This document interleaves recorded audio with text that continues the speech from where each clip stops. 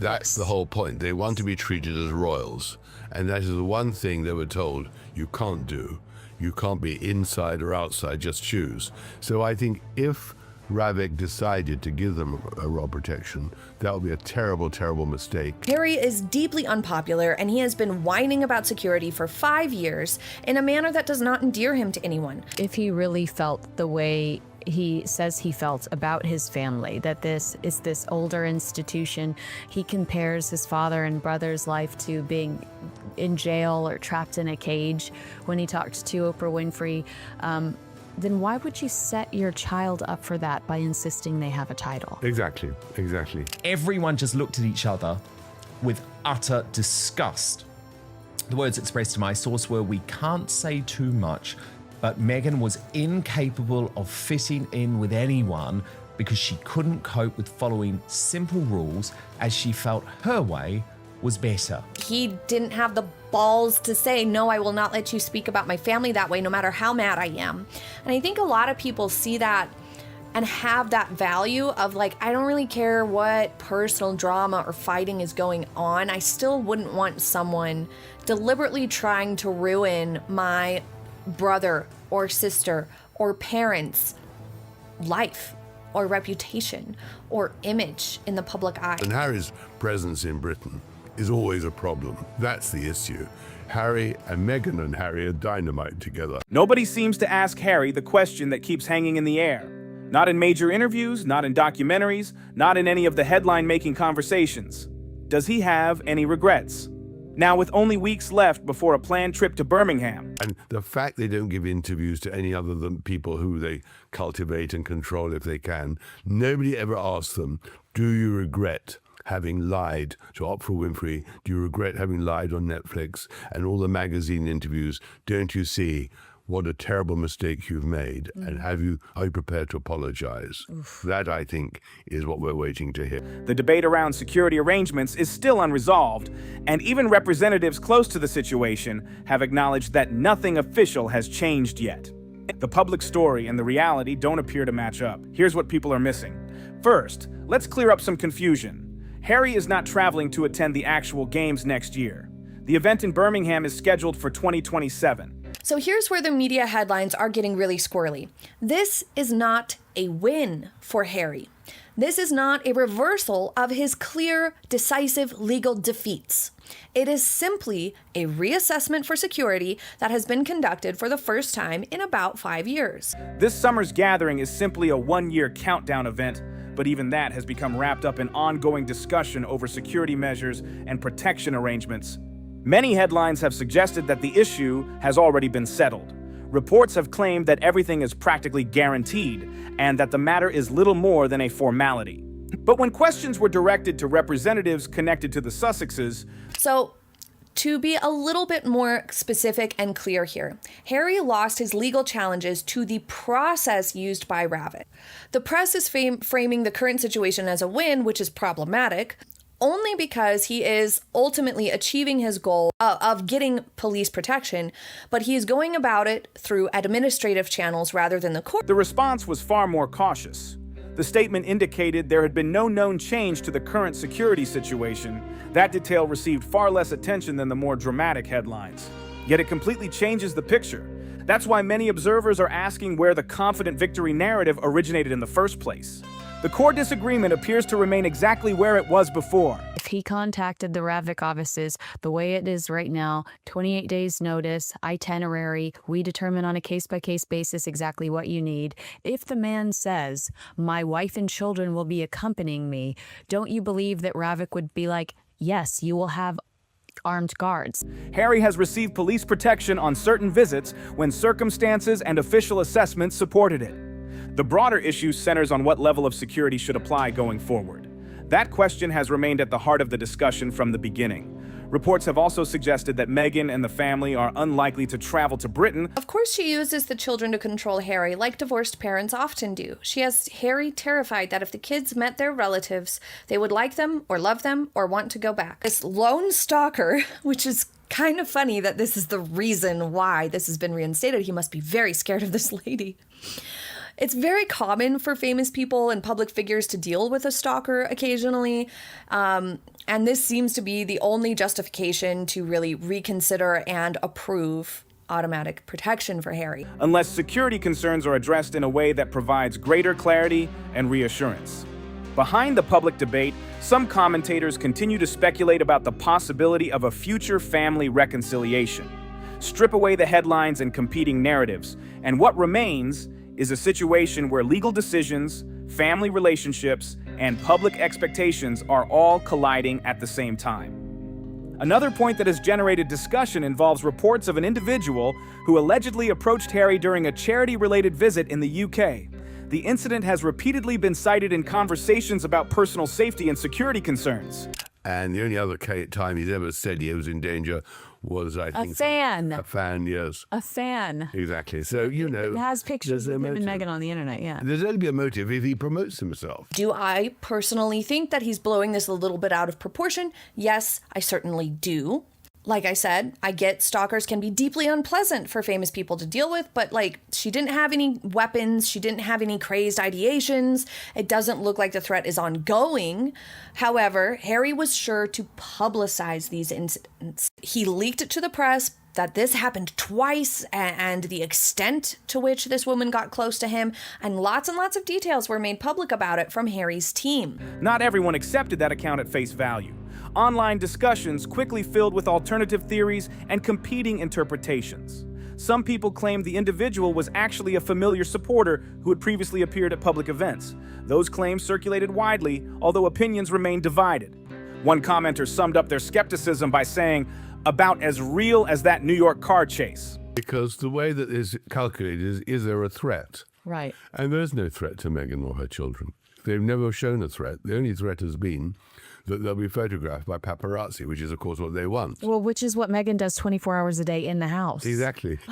and summons people to spot her at a restaurant or somewhere. Yeah. So I think, on the contrary, I think they won't allow them to abuse the system. The remark gained attention because it reflected doubts that had already been spreading across social media and comment sections.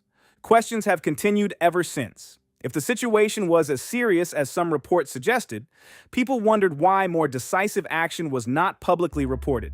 Others argued that the public simply does not have access to all the facts involved. Critics have also pointed to separate reports describing Harry moving around publicly during previous UK visits without any obvious incidents. For those observers, the contrast raises further questions about how the overall level of risk should be viewed. Whether those questions are fair or not, There'll be a motive if he promotes himself.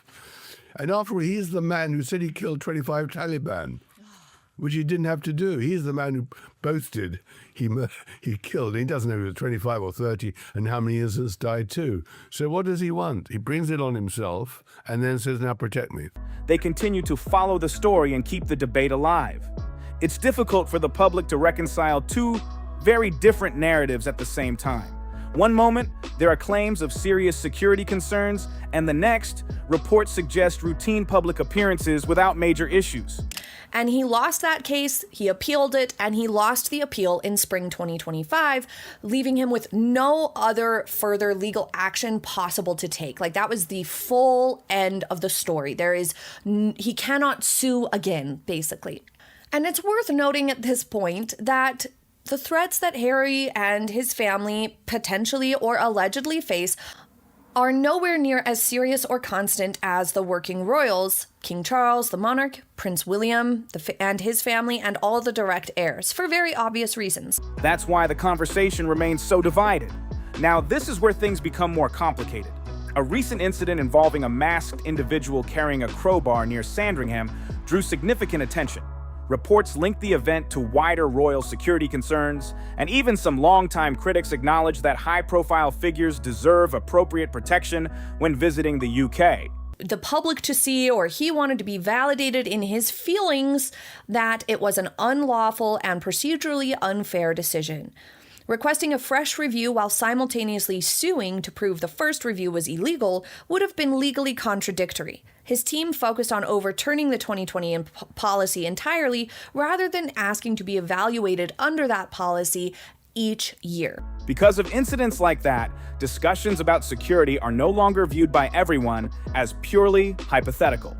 At the same time, critics argue that very different situations often get grouped together. Ultimately, from my perspective, this just proves that Ravik and the Home Office were never operating in a biased way. It only proves Harry wrong and shows that had he not invested all that time and expense in his petty, silly, ridiculous, entitled legal battles, he could have had this stuff reassessed every single year and may have had this very thing occur, this very same outcome, much, much earlier. A serious incident is discussed alongside less clear or disputed claims, and the result is a much broader narrative about risk and protection. That combination has become a major part of the public debate. What many reports avoid emphasizing is that the legal battle itself did not end with a sweeping victory. I think the real interest is how low can they go and when will it all explode or implode? Yeah. And that's really why I'm fascinated by it, because I think that, the manipulation of the media by them, Yes. by the constant drip of we've got to be recognized, we want people to write about us, but we don't want it to be our privacy to be invaded, is just priceless. And they are the victims of their own dishonesty. That is what is so fascinating. The dispute dates back to 2020, when changes were made to Harry's security arrangements after stepping away from royal duties. The system shifted to a case-by-case review process based on circumstances and official assessments. Harry challenged that process through the courts, arguing that the arrangements were unfair. No one finds it funny, Meghan, for very obvious reasons. Because we do know the truth about your sordid life.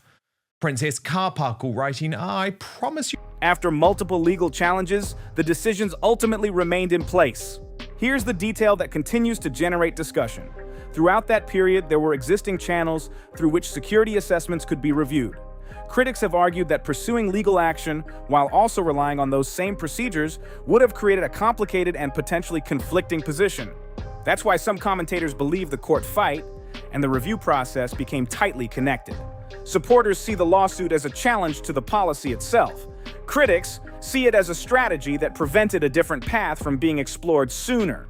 But here we have a woman who has ultimately been given scripts that have been written for her. She has gone to Geneva with the World Health Organization and absolutely talked about things she does not know about. She would not let her friend put that picture out there. Now, yes, it was on Meghan's Instagram, but even if Kelly had said, I want you to do it, you would say, no, this is really something that I'm passionate about. Either way, the argument remains the same today. If future reviews lead to different security arrangements, people will inevitably debate what that means. Some will view it as validation. Others will see it as evidence that the existing system was functioning as intended all along. Then another controversy grabbed attention online, and this one had nothing to do with security matters. Meghan shared a social media post featuring a close friend's newborn, along with a lighthearted caption that referenced Harry and included a joke. The post quickly sparked strong reactions across social media, with many users focusing less on the joke itself and more on whether the moment was the right setting for that kind of humor. One of the most popular responses questioned the decision directly, asking why a joke of that nature was included alongside a photo celebrating a family's special moment. Acknowledge publicly rumors of affairs. I mean, that's something that Prince Charles and Princess Diana didn't acknowledge for a very long time. Yet here is Meghan acknowledging those rumors as if it's some type of throwaway joke. In an Instagram post, it's almost as if, Lauren, she is encouraging this speculation. Critics argued that the post shifted attention away from the family and toward a separate conversation entirely. Supporters viewed the caption as harmless humor between friends. Critics saw it differently. Either way, the reaction was immediate, and the debate spread far beyond the original post, becoming another example of how even small online moments can quickly turn into major public discussions. What seems to frustrate critics most is what they see as a contradiction, and many people noticed it immediately. It's thanks to Dad, says the woman who cut her own father out of her life, denied him the chance to meet his son-in-law, and never allowed him to know his grandchildren. Now she wants to lecture the rest of us about celebrating Father's Day. The hypocrisy is staggering. Meghan has spent years speaking about online safety, privacy, and responsible social media use. She has also supported conversations about protecting families in digital spaces and has often chosen to keep her own family life private. In Colombia, the vice president who invited her, which is described in the book, was angry too because she expected the Sussexes to leave a large sum of money for charity, and they left, I think, something like $7,000 or $8,000. Yeah. I mean, pathetic for a drum set. I mean, Meghan's literally wearing like a $7,000 shirt in one of her latest AI posts about Shop My Closet. That's why some people were surprised when a friend's newborn appeared in a social media post that included a joke. One comment that gained attention summed up that criticism by saying, "Protect the children, unless there's a photo op." Supporters argued the post was harmless and shared with permission. They did the same in their Nigerian tour. I think they gave $11,000 to some charity and, of course, promised that the Invictus Games would be in Nigeria, and they went, and that really annoyed the organizers. So they're not invited at any more royal tour. Critics disagreed and questioned whether it matched the broader message she has promoted publicly. That difference in opinion quickly became another online debate. For some observers, the issue wasn't the photo itself, but the tone of the caption. They felt a personal family moment became part of a wider public conversation. Others saw it as a simple joke that was being analyzed far more deeply than intended. Either way, the reaction was strong and immediate. In the wheelchair competition, which I watched, between America and Nigeria, the American team were professional coach team. And they all wheeled themselves onto the court, as did the Nigerians. None of the Americans had a physical disability. They all had all their limbs. They beat the Nigerians 24-0 because they were a professionally coached team. And then they wheeled themselves off into an adjoining area. Now, the 100 spectators in the 2,000 spectator auditorium didn't see what happened next, which I did. I looked over, and they all got up and walk away. Another point raised by commentators was that mentioning rumor-related topics at all can sometimes draw more attention to them. Before the post, many people may not have been discussing those subjects. Afterward, however, the conversation expanded across social media, news articles, and comment sections. The discussion also overlapped with a question that critics have asked for years: why some family moments are shared publicly while others remain private. Harry gets up and Meghan immediately gets up and gives him a kiss in front of the cameras because it's Meghan's show. What is Meghan going to do? Well, on that occasion, they went up then to Whistler, and she then disappeared because she had a crisis over her copyright of her products. American Riviera Orchard. Exactly. And nobody covered the games anymore. People continue to debate where that line should be drawn, and every new post seems to restart the conversation all over again. Then came another topic that generated plenty of reactions online. A Father's Day post featuring a carefully arranged breakfast spread became the focus of jokes and commentary. Croissants, spreads, tea, flowers, and presentation details quickly became part of the discussion, with many users joking that the display looked more like a lifestyle magazine feature than an average family breakfast. But for critics, the bigger conversation wasn't about the food. It was about family relationships and public messaging. Meghan's literally wearing like a $7,000 shirt in one of her latest AI posts about Shop My Closet. I couldn't believe that she would wear such expensive clothes. And always in front of impoverished Yeah. victims of terrible violence, totally tone deaf. Some argued that public tributes can invite scrutiny when audiences are already aware of reports about complicated family dynamics. Supporters, meanwhile, pointed out that personal family matters are rarely as simple as they appear from the outside. The conversation didn't stop there. Discussions about charity appearances and international visits resurfaced as well. He compares his father and brother's life to being in jail or trapped in a cage when he talked to Oprah Winfrey. Then why would you set your child up for that by insisting they have a title? Exactly. Over the years, some commentators have argued that high-profile visits can sometimes generate more attention for the individuals involved than for the causes being promoted.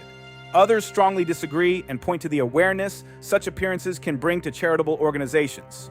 Reports surrounding visits to countries including Colombia and Nigeria have been debated online, with critics questioning outcomes and supporters highlighting the visibility generated by the events. As with many stories involving public figures, different sides continue to interpret the same events in very different ways. What stands out most is that nearly every appearance, social media post, or public event. Once the king departs, I think the new king, I mean Prince William, he wants to slim down and clean up the monarchy. He's talking about a modern monarchy. Well, a modern monarchy can't include Prince Archie, Princess Lilibet. They've got to remove the titles. Now seems to spark a fresh round of debate. Supporters see positive intentions, critics see inconsistencies, and the discussion keeps rolling on. Then there's Invictus itself, and this is where the conversation becomes especially complicated. Some first-hand accounts from recent games have painted a very different picture from the one many supporters imagine. According to those reports, thousands of volunteers were present, while spectator turnout appeared much smaller than expected. The event still featured hundreds of competitors and many family members, but critics questioned whether the scale and cost matched public expectations. The image most people associate with Invictus is one of resilience, recovery, and determination. That's why some attendees were surprised when discussions focused less on competition and more on the overall presentation of the event. For critics, that contrast became impossible to ignore.